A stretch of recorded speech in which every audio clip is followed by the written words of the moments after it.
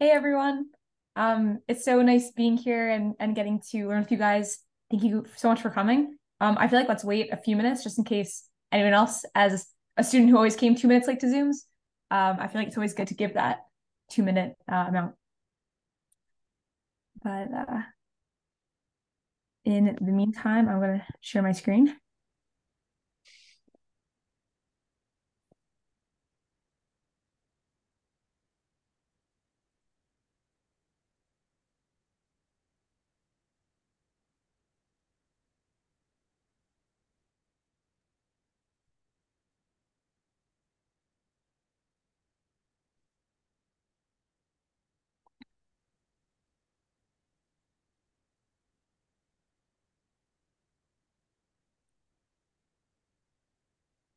Great. Let's just give it 1 minute.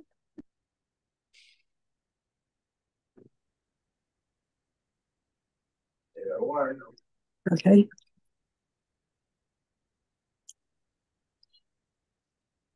Oh, great. So again, thank you guys so much for coming. It's so exciting to be able to do this and to be with the Jewish Center this year.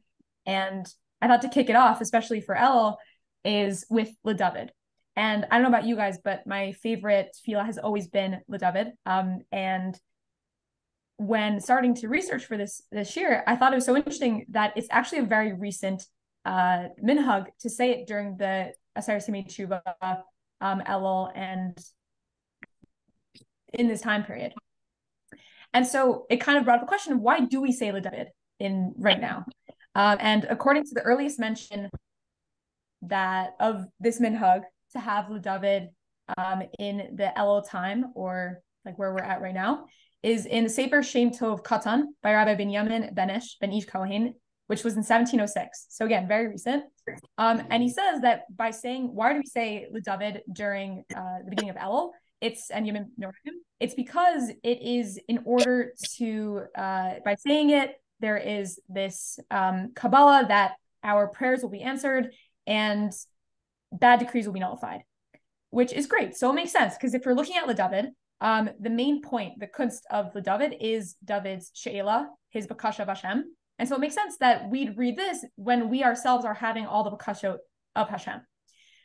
But at the same time, when we look at David's bakasha, it is the most pure, least materialistic bakasha you could possibly have. So if we're looking at source number 1, it is just not like he's not asking Hashem, can I have money? Can I have wisdom? Can I have anything? It's simply in Pasuk Dalad, Achash sha'alti meis Hashem. I have one thing to ask of God, Osav Akesh.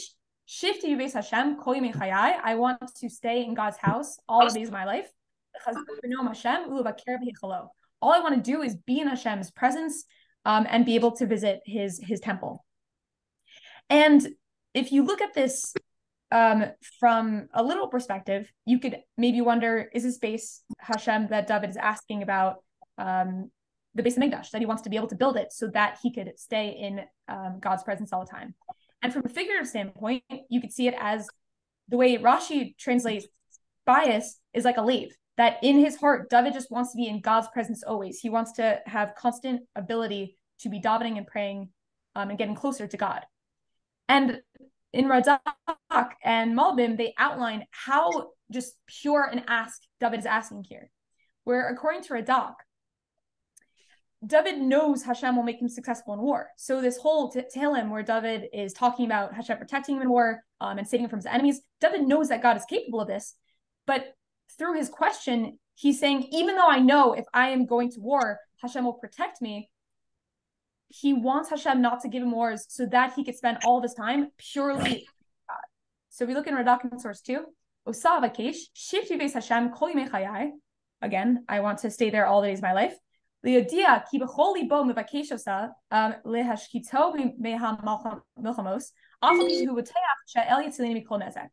though he knows God is going to save him from everything, he still doesn't want to be in war. He's asking of God to give him peace from war.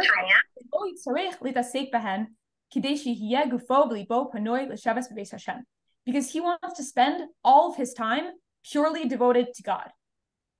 And where does he want to do this? He wants to be with the highest of the high of Bnei Israel.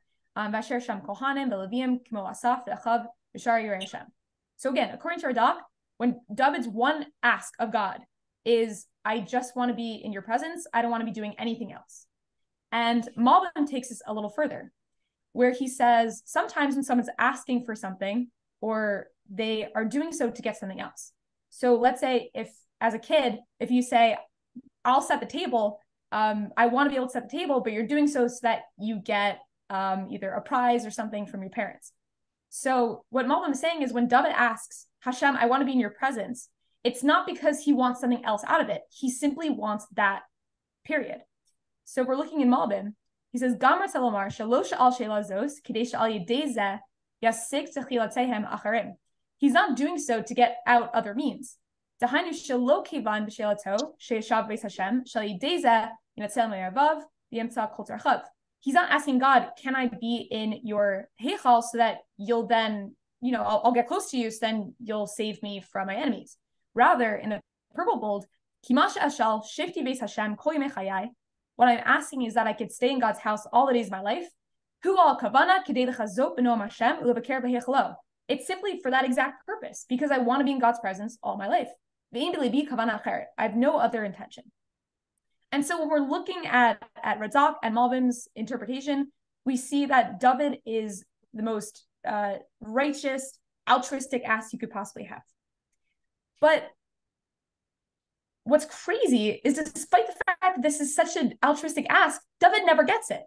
Where if we're looking at bias, like the Beis HaMikdash, David never has a chance to build it his entire time. And it is comes up a few times in Shmuel and Melachim, and also in Devar Yamim, that David never has a chance to build a Beis HaMikdash.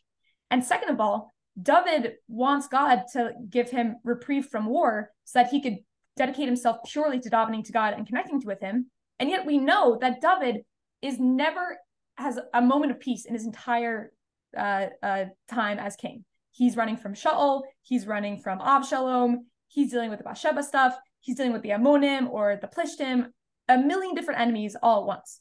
And so for us in the Yamim Noraim, where our bakoshot are more along the lines of, Hashem, please give us money or things like that, it seems kind of devastating that David's bakasha, David, who again is such a paradigm of a person, that his bakasha isn't answered. How can we expect ours to be answered?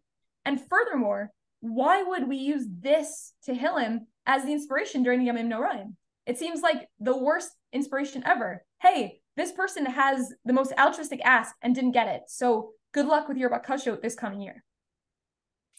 And so in order to deal with this answer or to answer it, like many the Jewish joke, I think many Jewish jokes go this way, that in order to answer a question, you have to ask a separate question. So for us, what we're going to ask is, why is David not allowed to build a Beis HaMikdash? And so what would you guys say is the classic answer given? Did he kill anyone? Maybe? He had blood on his hands? Yeah, exactly. So in the first time we see David being told he can't build a Beis HaMikdash, we aren't given any reason. So if you look in source number 4, David is sitting in his house, and Hashem has made it so that his enemies have given him a slight reprieve. But then when we look in Pasuk Bet, Vayomer Hamel al Nasan Navi, David says to Nasan the Navi, Re'ina anochi yoshev bebeis arizim ve'aron al-kim yoshev b'toch hayuriya. How could it be that I, David, the king, am sitting in this beautiful palace made of cedar while God is in some tent? He says, it can't be, I got to build a Beis HaMikdash. And while initially Natan tells him, yes, you should totally do that. That's amazing. After Hashem comes to him and tells Natan to tell David he can't make it. However, we never really know the full answer, and we're going to come back to this. But as Dr. Blau said, in source number 5 and number 6, we see that a main reason given, or the reason that David gives, is that he has blood in his hands. So if you look in source number 5, we see that David is giving over to Shlomo that he should become the next king. So Vayomer David l'Shlomo in source 5, Beno, Beni, Ania im Livavi libnos bais l'shem Hashem Elokai. It is my greatest desire to build the house of Hashem, the Beis Hamikdash. Vayhi alai davar Hashem limor dam larov shafachta. You have a lot of blood on your hands. V'milchamos gedolos hasita, and you've done a lot of wars. Lo tivna bais l'shmi. You will not make a house for me. Ki damim rabim shafachta artza lefanai, because you have had shed a lot of blood. And in source number 6, we see a similar thing where David is talking to all Bnei Israel. It's almost like his vizos habracha. And he says to all Bnei Israel, Vayomer shema'uni achi v'ami. He says, listen, ani im levavi libnos bayis beis menucha la'aron bris Hashem. I wanted to build a house for the Aron bris Hashem. V'lahadom raglai elokinu v'hachinoti libnos. But because, and I had prepared the building and everything, but lo tivnet but aval, sorry, pasuk gimel, Elokim amarli, but God said to me, lo tivnet bayis lishmi, you can't make this Beis Hamikdash, ki ish melchamosata v'damim shafachta, because you are a man at war and you have spilled blood, and so Shlomo is going to be the person to do it. But what do you think could be an easy counter to this reason for David not getting his one request to build the Beis Hamikdash?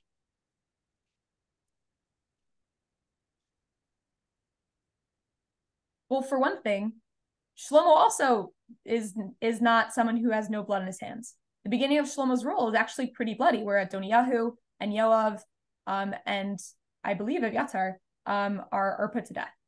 And so why would that be the case?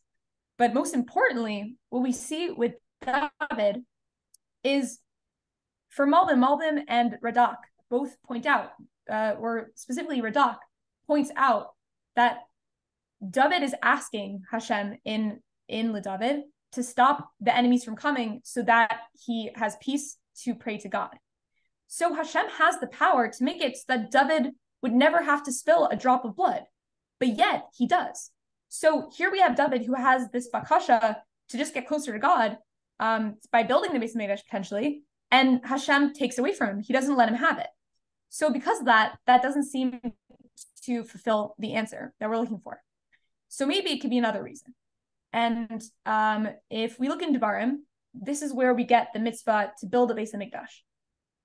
And so if we look, we see that a major requirement for building the Beis Hamikdash is v'hiniach lachem mikol oivechem misaviv v'yishavtem betach, that we have to have all our enemies have to be quieted, and we have to be living in peace and tranquility. And we see in the time of David, if you scroll back up actually to when he asks Natan to make the Beis Hamikdash, we see that he does have the first part. Hiniach lo misaviv mikol oivav. He has some rest from the enemies around him, but he doesn't have that betach. It's only in Shlomo's time that we see that happen. So if we look in source 8, so this is after David is already king, Shlomo's taken over. And so we see in the bolded pink, purple rather, in source number 8, V'shalom hayalo mikol avarav misaviv, that he had peace amongst all the enemies around him, and also vayishev Yehuda v'Yisrael lebetach, that all of Bnei Israel and Yehuda were completely had that peace. And we see that the reason David gave for why he can't build the Beis Hamikdash is because of blood on his hands, Shlomo gives a different reason. He says that David never had the political security necessary, or stability necessary, to build the Beis Hamikdash. So if we look in Pasuk Yud Zayin, Shlomo says, "Atay yadata es David avi, ki lo yachol libnos bayis l'shem Hashem elokav mipnei hanochama asher sevavuhu," because he always had war around him. He couldn't build the Beis Hamikdash. Ad teid Hashem otam tachas kapot raglai, until Hashem has allowed me, or it's a question of raglo or raglai. Hashem has made it so that the enemies are no longer an issue. Now I can build the Beis Hamikdash. So according to this answer, while the first was David had blood in his hands, and we rebutted it that Hashem could prevent the necessity for blood to be shed in the first place, here Shlomo is saying David couldn't build a Beis Hamikdash because there wasn't peace in his time. So how do you think we could rebuttal that?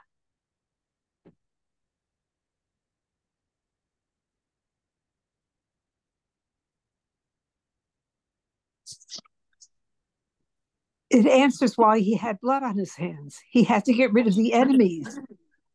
Right. So you could ask the exact same point, where if Hashem could stop the enemies from even happening, if Hashem can make it peaceful at any moment, then why doesn't he do it now? David has this one bakasha. Why can't Hashem fulfill it? Why is it that this political stability can't be solved like that? We know from reading Tanakh that Hashem could end wars very quickly. So we still have that question of like, why is David not able to build a Beis Hamikdash? And so Rabbi Bazak has a really interesting point where he says, although for David, it's not about political stability or about economic stability, but rather it's about governmental stability, where when you have a monarchy, right, it is not stable until you have the second king in line take over, because that's the way it works. It's a line. So for David HaMelech, he can't just build a Beis Hamikdash now because he's the first king in a monarchy. He has to build, it's almost like a credit score, where when you're the first king, you have to build that credit before you can, monarchical credit, before you can have something as big a project as the Beis Hamikdash. And so it's only when Shlomo's time comes that the Beis Hamikdash can happen. So for David, it's that he can't put all his focus on the Beis Hamikdash because that can't be his priority. As the first king, it's not about what Hashem can poof away or not. It's just the fact of things that stability needs to happen first. And if we're looking at it from a figurative perspective, so from a literal perspective, if the bias that David is talking about in LeDavid is the Beis Hamikdash, then he can't build it currently because that can't be his priority as king. And if we're looking at it figuratively, as David saying, I want to spend all my time davening in the Beis Hamikdash, or I want to spend all my time with God. If you're king of Bnei Israel, especially the first one, you don't have that time. Your priority has to be protecting Bnei Israel, building up this monarchy, making us great. And so David doesn't have that opportunity to do so. Even if that's all he wants, that can't be his main priority because he is the king of Bnei Israel. And so when we're thinking about it in terms of what David does anyway, that even if the Beis Hamikdash can't be his first priority, even if being constantly in God's presence can't be his priority, he still makes time out of his day, out of his life to promote these ideas and things he wants. So if we're looking at source number 10, for example, David is told he can't build a Beis Hamikdash, but that's not going to stop him. He collects all the materials he can. So if we're looking in source number 10, we see that David is gathering a lot of wrought stone and iron and brass, cedar trees, all these things. And we see in source number 5, in Pasuk Hey, in source 10, Vayomer David Shlomo b'ni Na'ar Barach, he says to Shlomo's son, about his son Shlomo, that he's young, it's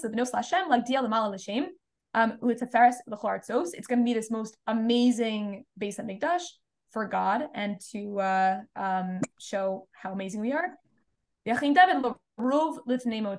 And David prepared everything he possibly could for his death. So despite how busy David is, he takes the time to build and prep as much as he can of the Beis Hamikdash. And furthermore, when we thought before of talking about how David had to deal with so much in his life, but if you think about it, many of David's Tehillims occur while he's busy in war or running away or things like that, where we have the David when he's running away from Mibrach Me'av Shalom, or when he's running away from Shaul. And so despite the fact that David is constantly busy, he takes the time out of his day that he doesn't really have in order to dive into God and to connect to him with a capital H. And so for us, I feel like that could be a really great lesson where we're all pretty busy in our lives, and most of us don't have the privilege of being able to learn in, let's say, a kollel or dedicate ourselves to that full time. However, just like David is able to find time in his schedule to compose Tehillim, to daven to Hashem, to prep all the Beis Hamikdash necessities, so too for us. I mean, all of you came here tonight to a shir on a Wednesday night at 8 p.m. That's pretty awesome. Or we have FMTs and different things like that. As a sibling plug, my brother Noach does this excellent WhatsApp group called a Mishnah a Day. And so he didn't pay me for that, don't worry. But what we see from David is the same way that he found time, so did we. But still, there still could be that question, right? Of, okay, we could find a way that it works out for David, but still doesn't answer why David's bakasha wasn't answered. And so that's what we're going to come to source 11, where so far, I have been using bakasha and she'ela interchangeably. So when I said that, but we will see in source 11 that bakasha and she'ela are actually two totally, completely different things. So this is Ben Yehoyada on his commentary on Baba Basra. He quotes the Abarbanel. So I couldn't find the original Abarbanel, so I quoted the Ben Yehoyada quoting Abarbanel, if you can keep that straight. But so he says Abarbanel differentiates between a she'ela and a bakasha, where he explains in source 11, Ki gadara she'ela hu chafetz hashoel mash mefaresh b'sifatav v'af in lo yeh chafetz hahu tachlis mibukashav rak hu shal yado yaseg mibukashav. So essentially, a she'ela is what you ask for, but a bakasha is what you want.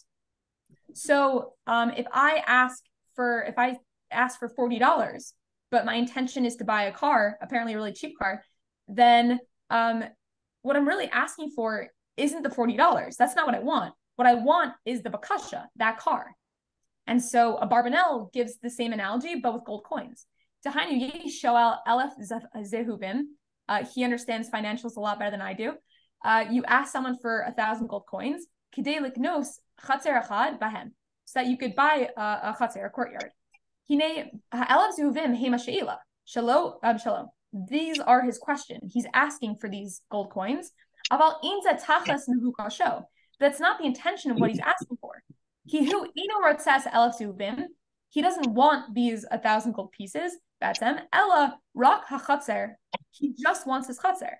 Aval habakasha hiatachlis hamikavein shehu hachatzer. So again, what we see here is there is the she'ela, what someone's asking, and the bakasha is what they want or what their intended purpose is. And so looking back at David, if we're looking at David asking for the bait bias to be in God's house as a hint towards wanting to build the Beis Hamikdash, or if we're looking at the bias as David saying, I want to spend all my time with God, these are David's she'elot. These are his questions. But what do you guys think is the intention behind it? And again, anyone could say whatever you would like. I'd love to hear it.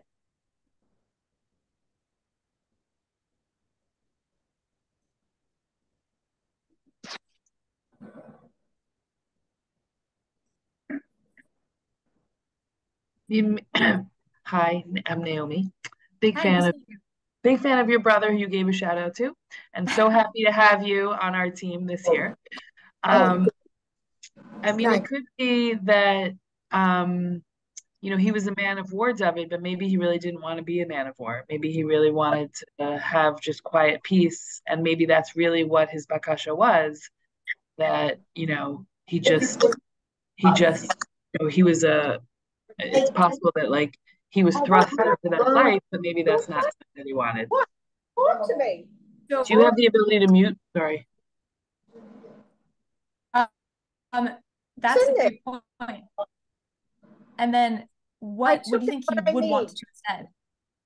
Sorry, I think someone's unmuted. Oh, sorry, one second. My Wi-Fi is.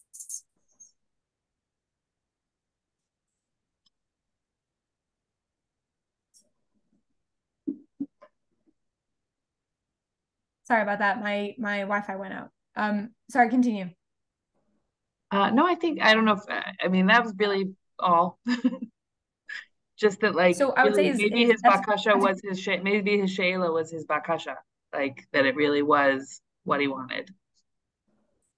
well, if his she'ela is that he wants peace from war, what do you think he wants to do in that time that he's no longer dedicated to war? I mean, maybe literally, it's like just to sort of be able to like be alone with his thoughts with Hashem, like just really be a man of Hashem. I don't know what that Right, means, but exactly.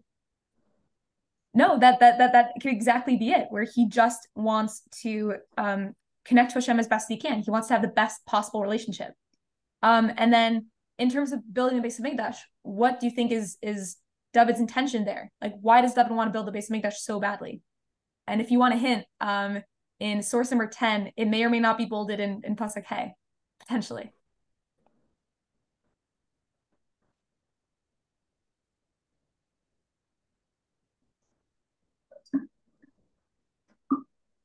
Oh, here in a second, I can scroll up. I forgot that I'm sharing my screen.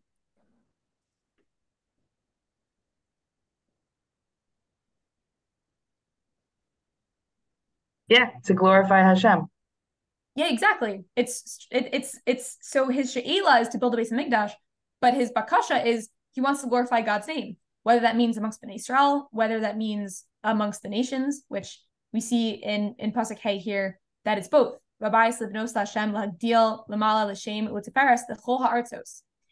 so again, just to reiterate, we see that David has two bakashot here.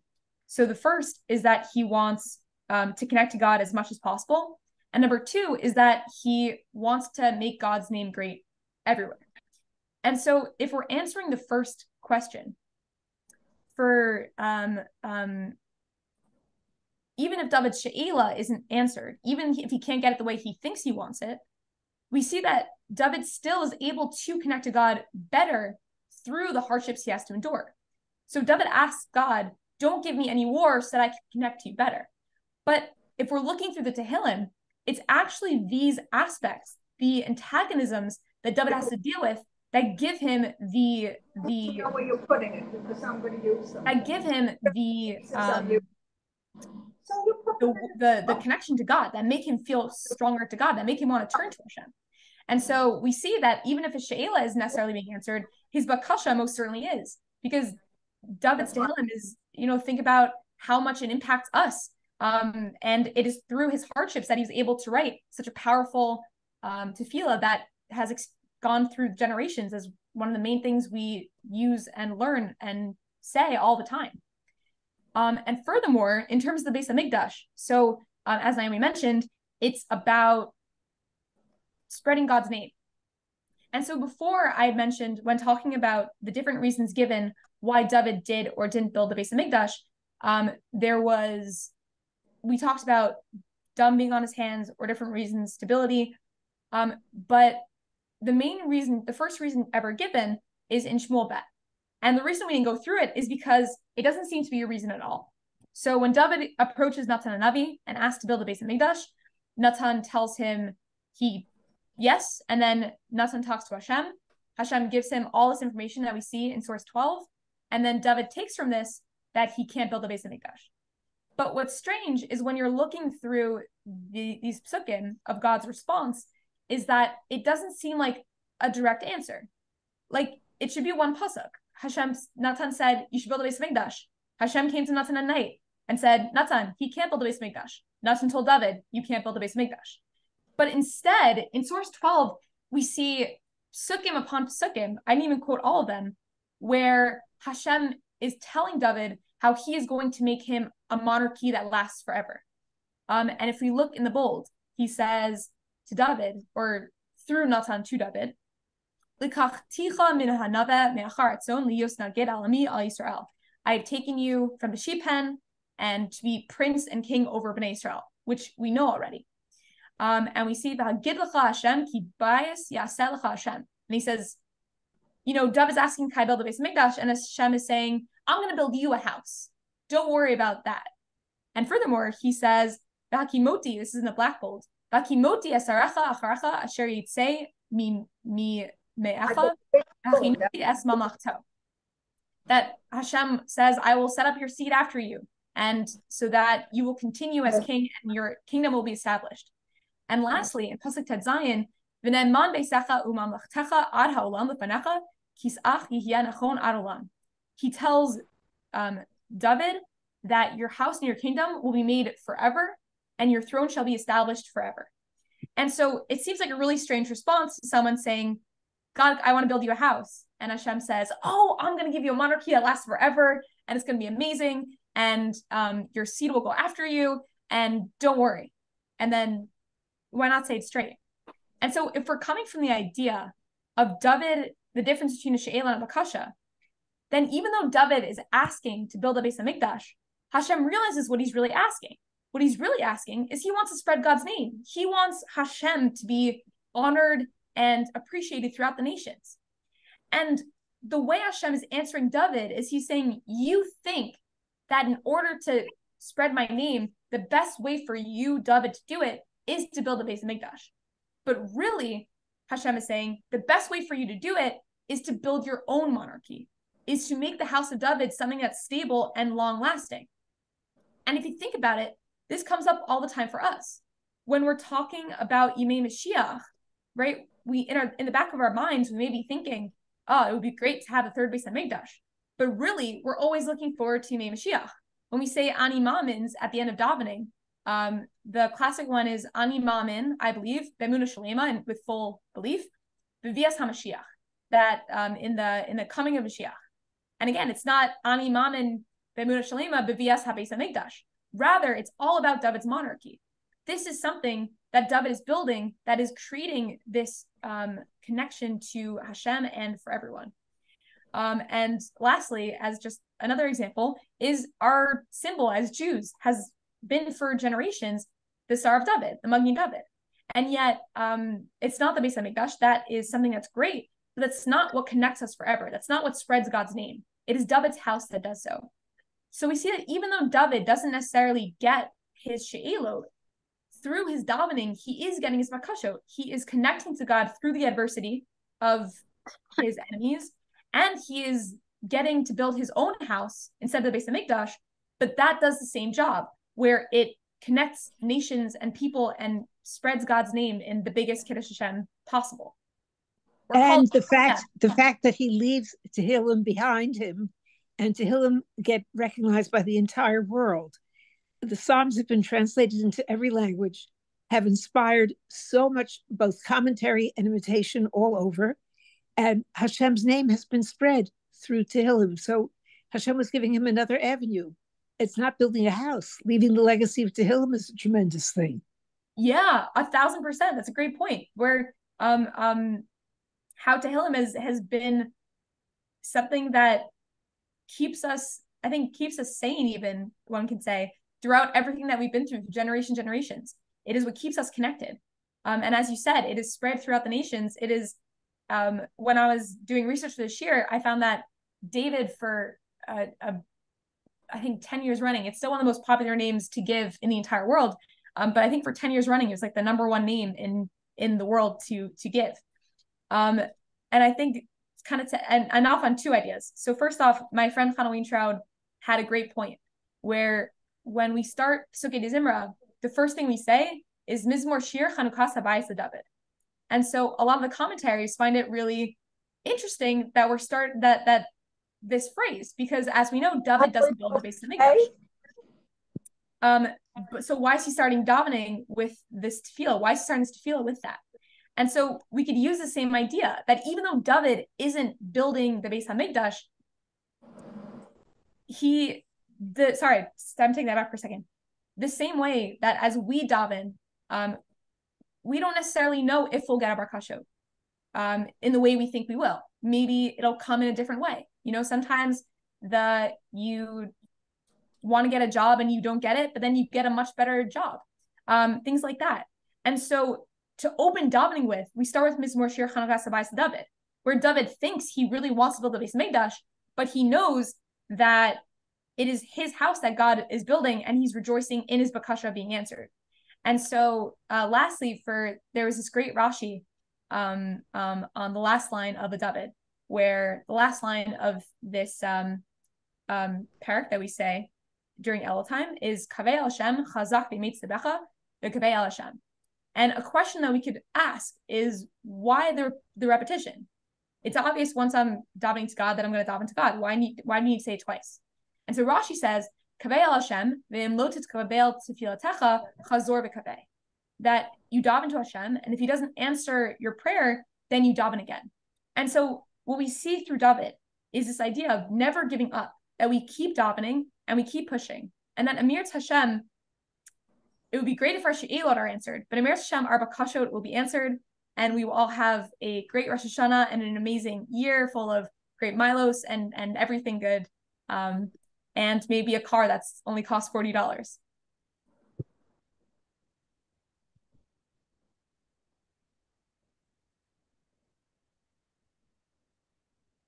Amen. That was a great shir. Terrific. Thank you. We'll all say the David Hashem in a different way now. Thanks for the shir. Thank you, Amir Hashem. And have an amazing night, everyone. Thank you, Shana. Thank you, Basya. Thank you. By the way.